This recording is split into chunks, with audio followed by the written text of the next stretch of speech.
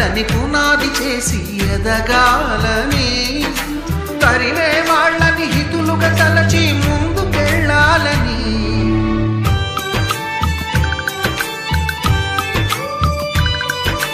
కన్నుల నీటిని కలల సాగుకై వాడుకోవాలని, కాచే నిప్పుని ప్రమిదగా మలచి కాంతి పంచాలని, గుండెతో ధైర్యం చెప్పెను, చూపుతో మార్గం చెప్పెను, అడుగుతో గమ్యం చెప్పెను, నేనున్నానని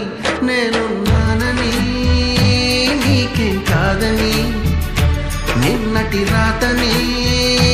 మార్చేస్తానని.